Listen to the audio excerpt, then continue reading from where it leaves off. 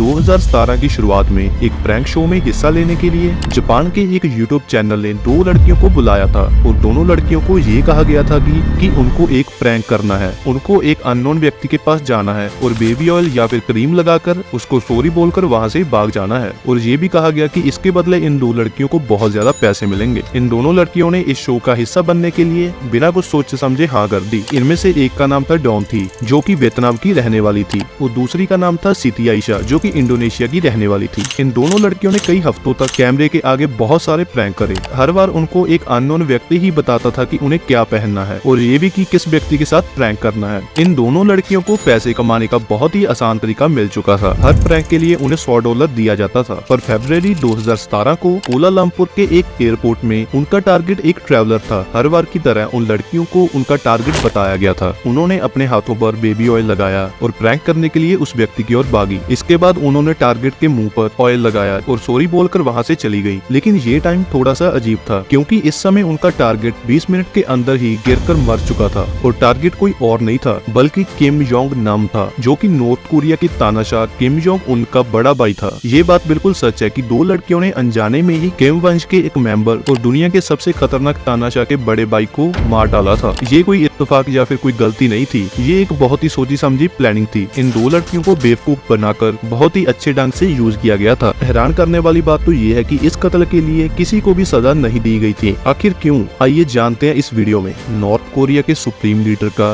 बड़ा बेटा होने के कारण उसको शुरुआत से ही लीडरशिप के लिए तैयार किया जा रहा था। 100 से भी ज्यादा नौकर, 500 से भी ज्यादा सिक्योरिटी गार्ड के साथ एक आलीशान महल में बड़ा हुआ था। वो हमेशा अपने पिता के साथ ऑफिस जाता था और वहाँ पर हर एक डील को समझता और उसे कैसे हैंडल करना ये भी देखता था। कुछ समय बाद उसके पिता ने एक और शादी कर ली, जिसके बाद उसे एक बेटा हुआ। पर नॉर्थ कोरिया की जनता को लगता था कि किम जोंग नाम ही अपने पिता की मौत के बाद इस देश को संभालेगा। इसीलिए किम जोंग नाम को स्विट्जरलैंड के एक प्राइवेट स्कूल में भेज दिया गया। उसके पिता ने ये सोचा था कि वो एक अच्छी पढ़ाई करके एजुकेटेड इंसान बनकर वापस आकर अपने देश को संभालेगा। जैसा किम जोंग नाम के पिता ने सोचा था, सब कुछ वैसा ही चल रहा था। किम जोंग नाम के 24th बर्थडे पर उसको देश की सीक्रेट पुलिस का जनरल बना दिया जाता है। नॉर्थ कोरिया में वहाँ के सुप्रीम लीडर को प्रेसिडेंट या फिर डिक्टेटर नहीं माना जाता। वहाँ पर इनको भगवान का रूप माना जाता है और भगवान की तरह ही इनकी पूजा की जाती है। वहाँ के लोग ये भी मानते हैं कि वहाँ के सुप्रीम लीडर कभी भी टॉयलेट नहीं जाते और वो 3 साल की उम्र से ही सीख जाते हैं कि देश को कैसे चलाया जाता है। जब किम जोंग नाम सीख रहा था कि कैसे एक बेरहम डिक्टेटर बना जाए, तब नॉर्थ कोरिया की मीडिया ने किम जोंग नाम की अचीवमेंट्स को न्यूज चैनलों पर चलाना शुरू कर दिया और किम जोंग नाम को वहाँ पर फेमस करने में लग गए। लेकिन किम जोंग नाम को डिक्टेटर नहीं बनना था, क्योंकि वो यूरोप में रहकर बिल्कुल बदल चुका था। उसे वहाँ की लाइफ अच्छी लगती थी। लेकिन जब वो नॉर्थ कोरिया वापस आया तो वो खुश नहीं था, क्योंकि वो यूरोप वाली लग्जरी लाइफ मिस कर रहा था। उसके पिता को जब ये बात पता चली कि उसका बेटा देश पर रूल नहीं करना चाहता,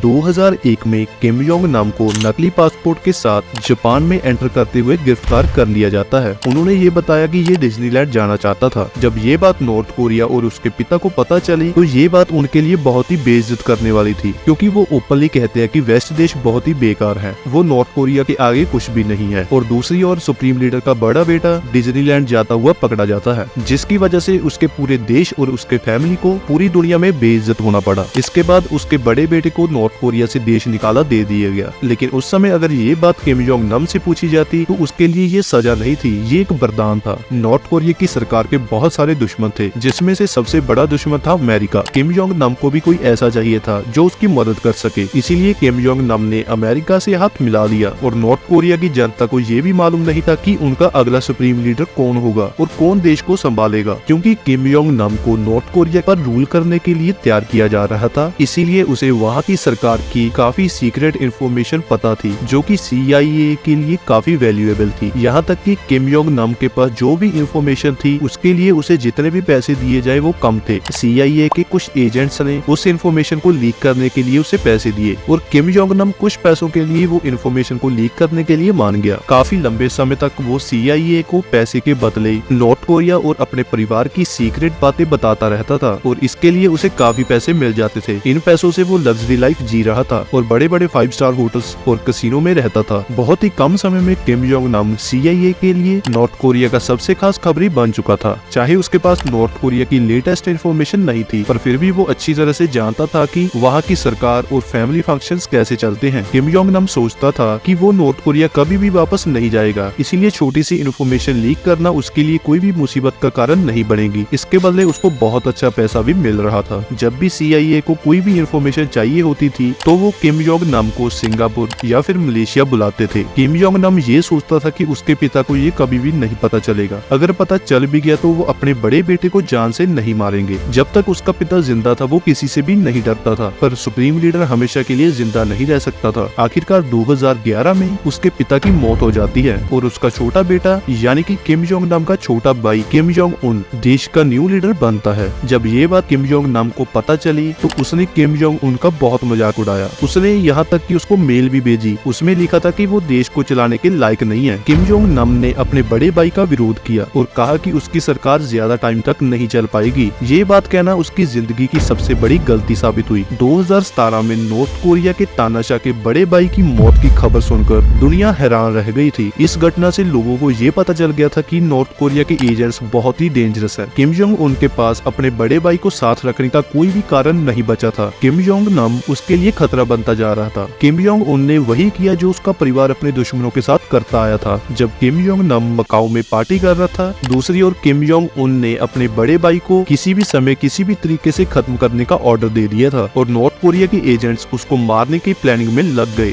2012 में नॉर्थ कोरिया के सीक्रेट एजेंट को चाइना में एंटर करते हुए गिरफ्तार कर दिया गया था। काफी इंटेरोगेशन करने के बाद ये पता चला कि वो किम जोंग नाम को मारने की कोशिश में शामिल था, जो कि एक असफल कोशिश थी। एजेंट को किम जोंग नाम को मारने और उसकी लाश को नॉर्थ कोरिया वापस ले जाने के लिए कहा गया था। उसने बताया कि प्लान चाइना में ट्रैफिक एक्सीडेंट बनाकर मारने का था, पर उन्हें किम जोंग नाम कभी भी चाइना में नहीं दिखाई दिया, इसीलिए इस प्लान को कैंसिल कर दिया गया था। नॉर्थ कोरिया बेशक ही अपनी पहली कोशिश में नाकाम रहा, लेकिन किम जोंग नाम की मौत पक्की थी क्योंकि उसकी मौत का फरमान उसके छोटे भाई किम जोंग उन ने दिया था। दूसरी ओर किम जोंग नाम को अपनी जान का खतरा महसूस होने लगा था। वो पार्टी करने वाले प्ले बॉय से अब एक पारिवारिक आदमी बन चुका था। उसने क्लब जाना और ज्यादा सफर करना भी छोड़ दिया था। वो मकाऊ में रहने की पूरी कोशिश कर रहा था। किम जोंग नाम बहुत ही परेशान हो चुका था। उसने अपने छोटे भाई को एक चिट्ठी लिखी और उसमें अपनी जान की भीख मांगी। उसने कहा कि उसके और उसके परिवार के पास रहने को कोई भी जगह नहीं बची। उनके पास सिर्फ एक ही रास्ता है, वो है सुसाइड, इसीलिए वो उन्हें माफ कर दे। किम जोंग नाम ने अपने बड़े भाई को माफ नहीं किया, इसीलिए किम जोंग नाम को CIA और चाइना की सीक्रेट एजेंसी को खुफिया जानकारी देता रहा। वो सिर्फ उस समय ही ट्रेवल करता जब उसे CIA के एजेंट बुलाते थे, क्योंकि उसे पैसों के लिए जाना ही पड़ता था। 2017 में CIA के एक एजेंट ने किम जोंग नाम को मिलने के लिए मलेशिया बुलाया था। किम जोंग नाम को ना चाहते हुए भी उससे मिलना पड़ता था, क्योंकि उसे उन लोगों से ही पैसे और सिक्योरिटी मिलती थी। लेकिन किम जोंग नाम को ये नहीं मालूम था कि नॉर्थ कोरिया के सीक्रेट एजेंट्स की एक टीम लगातार उस पर नजर रख रही थी। नॉर्थ कोरिया के सीक्रेट एजेंट्स ने एक ऐसा प्लान बनाया था कि किसी को भी शक नहीं होगा और किम जोंग नाम अपनी जान से हाथ धो बैठेगा। मलेशिया और उसके साथ लगते देश बहुत ही गरीब हैं और जरूरतमंदों के साथ भरे हुए हैं, जिनको पैसों की सख्त जरूरत होती है। नॉर्थ कोरिया के एजेंट्स को ऐसे दो लोगों को ढूंढने में ज्यादा समय नहीं लगा था। नॉर्थ कोरिया के एजेंट इन दो मासूम लड़कियों के साथ मिला, जिनको ये नहीं मालूम था कि उनको यूज किया जा रहा है। उनको बताया गया था कि वो एक मशहूर यूट्यूबर प्रैंक शो में काम करेंगी और उनको इस काम के बहुत ही अच्छे पैसे भी मिलेंगे। सिटी मलेशिया की कैपिटल कोलालमपुर के एक शेडी होटल में काम करती थी। उसने बताया कि वो एक जेम्स नाम के व्यक्ति को पहली बार मिली थी और वो उनके साथ मिलकर एक शॉर्ट मूवी बनाना चाहता था। सिटी ने उससे ये भी पूछा था किस टाइप की मूवी। फिर उसने बताया कि ये एक प्रैंक शो होगा। उसने ये भी बताया कि ये इंसान बहुत ही अच्छा और मजाकिया था। दोनों को हनोई के एक बार में रखा गया था। इन दोनों मासूम लड़कियों को शामिल करने के लिए उन्होंने ये कहा था कि वो एक जापान के मशहूर यूट्यूब प्रोड्यूसर है और अगले शो में उनको शामिल किया जाएगा और इसके अलावा उनको एक प्रैंक का $100 मिलेगा। इन दोनों लड़कियों के लिए ये एक सपने जैसा था, क्योंकि $100 उनकी एक हफ्ते की कमाई थी और वो ये सोच रही थी कि क्या ही फर्क पड़ेगा अगर हम ऐसा मजाक कर भी लेते हैं, क्योंकि अक्सर वो ऐसे ऑनलाइन शोज देखती रहती थी। अगले कुछ हफ्तों तक वो दोनों कोलालमपुर के हनोई शहर में मॉल्स, होटल और पब्लिक प्लेसेस पर प्रैंक करती रही। इन दोनों लड़कियों को एक अननोन व्यक्ति द्वारा ही बताया जाता था कि उन्होंने किस व्यक्ति पर प्रैंक करना है। उनको ये भी बताया गया था कि कैमरे हाइड किए गए हैं और उनको कहा गया कि जितनी ज्यादा अच्छी परफॉर्मेंस होगी उतने ही ज्यादा उनको पैसे दिए जाएंगे और इसके अलावा उनको ये भी कहा गया कि वो उनको अमेरिका लेके जाएंगे। सिटी और डवांग को अपनी किस्मत पर बिल्कुल भी यकीन नहीं हो रहा था, क्योंकि वो ऐसा करके बहुत सारे पैसे भी कमा रहे थे और जिनके साथ भी उन्होंने प्रैंक किया था उन लोगों ने भी कभी उन पर गुस्सा नहीं किया था, यानी कि उनको इस प्रैंक पर कभी भी शर्मिंदा नहीं होना पड़ा था। लेकिन वो बिल्कुल अनजान थी कि कोलालमपुर कोलालमपुर के इंटरनेशनल एयरपोर्ट पर कि उनका अगला प्रैंक हमेशा के लिए उनकी पूरी की पूरी जिंदगी को बदल देगा। मलेशिया नॉर्थ कोरिया के एजेंट के लिए किम जोंग नम को खत्म करने के लिए सबसे परफेक्ट जगह थी, क्योंकि नॉर्थ कोरिया के लोग मलेशिया में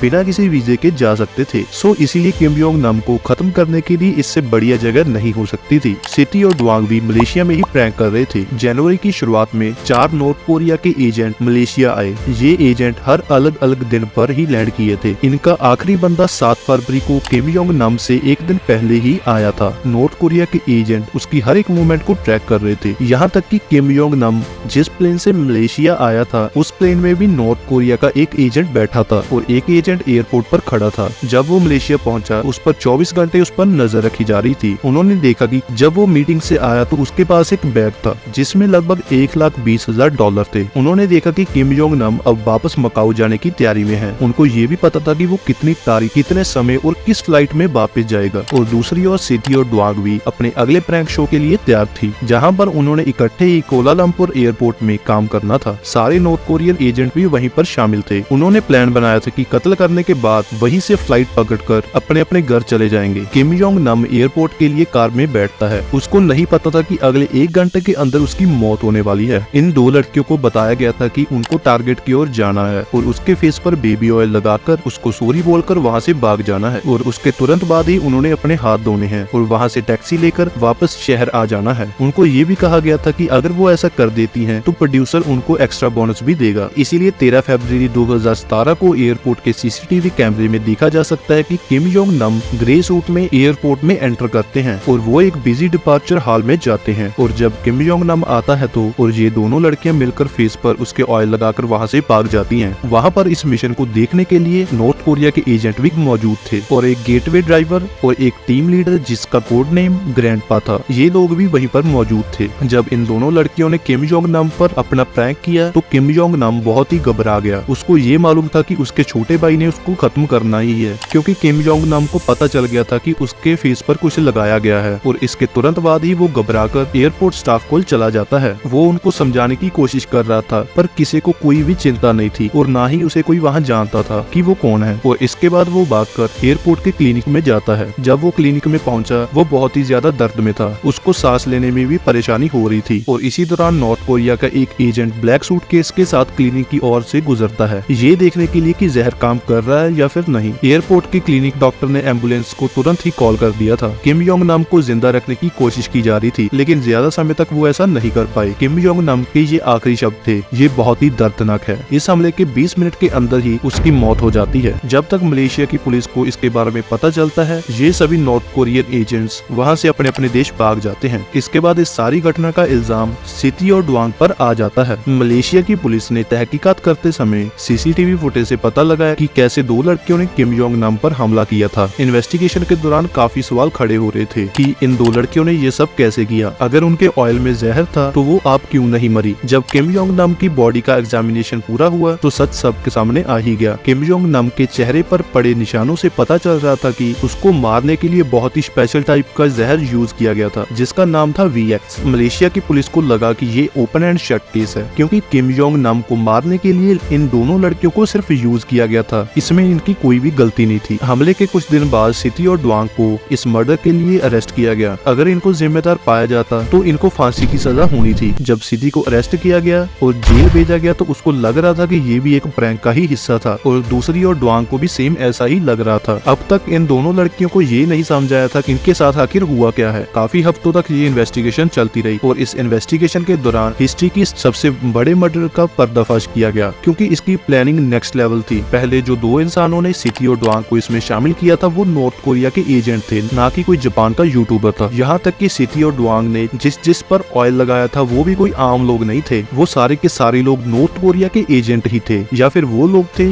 जिनको सिटी और ड्वांग की तरह ही पैसों की जरूरत थी। इसीलिए तो ना तो उन पर किसी ने गुस्सा किया था, ना ही इस प्रैंक के लिए किसी ने पुलिस बुलाई थी। जिसका मतलब ये है कि असली कातिल अब तक पकड़ा ही नहीं गया। किम जोंग नम पर हुए हमले के 2 महीने बाद ही मलेशिया सरकार ने इन दोनों लड़कियों को बिना कोई सजा दिए ही छोड़ दिया, क्योंकि इसमें इनकी कोई भी गलती नहीं थी। इनको सिर्फ यूज किया जा रहा था। और नेक्स्ट वीडियो किस पर चाहिए मुझे कमेंट सेक्शन में जरूर बताना।